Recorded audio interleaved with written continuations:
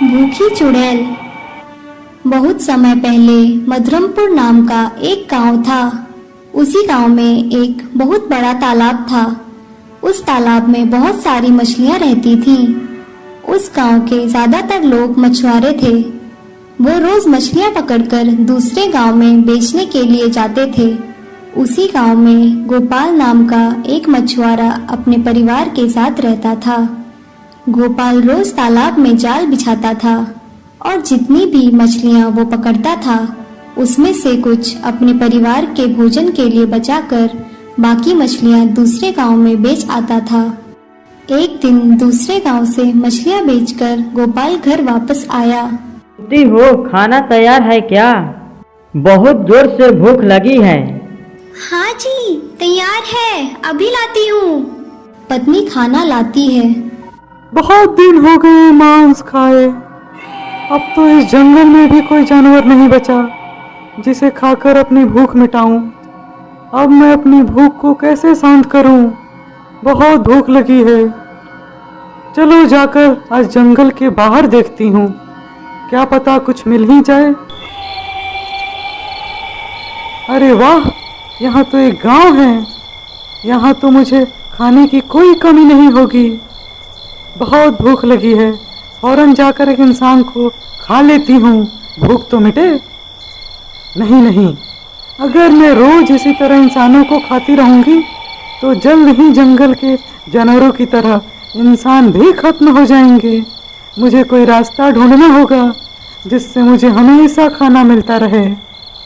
ऐसे ही सोचते हुए चुड़ैल गोपाल के घर के ऊपर से गुजरती है। अचानक से उसको मछली की खुशबू आती है। अरे वाह, ये तो मछली की खुशबू लगती है, जाकर देखती हूँ। वो गोपाल के घर में खिड़की से झांकती है। अरे वाह, ये तो बहुत ही स्वादिष्ट मछली लग रही है। अगर मैं अभी इनके सामने जाती हूँ तो ये पूरे गांव में हल्ला कर देंगे।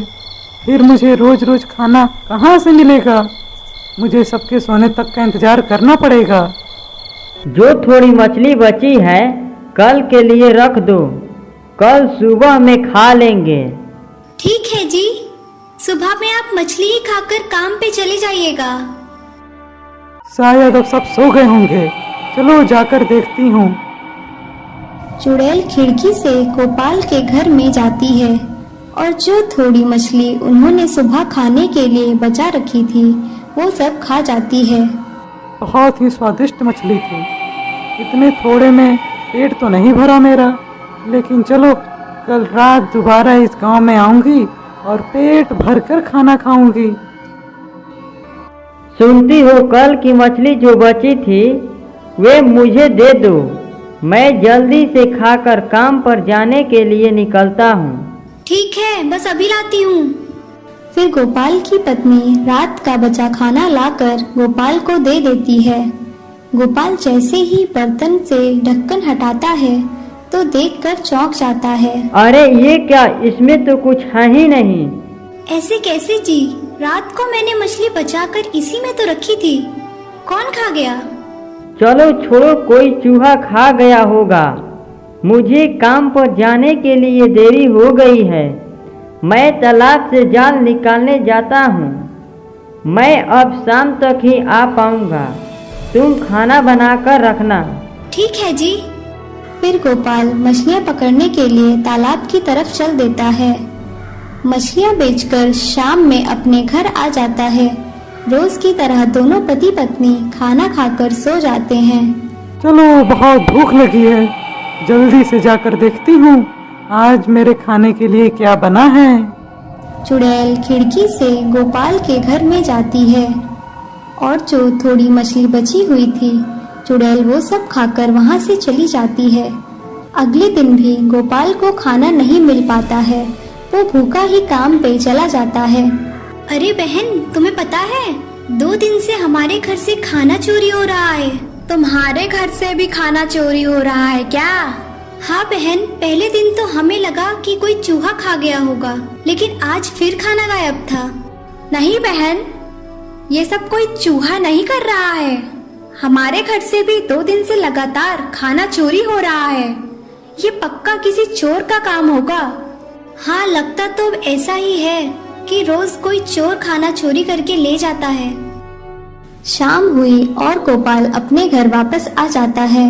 वो दोनों खाना खाकर बात कर रहे होते हैं। क्या आपको पता है, जो हमारी पड़ोसन सुशीला है, उसके घर से भी 2 दिन से खाना गायब हो रहा है। क्या कह रही हो? ये तो बहुत ही आश्चर्यजनक बात है। कोई इस तरह लोगों के घरों में से पैसा की जगह खाना चोरी करके क्यों ले जाएगा?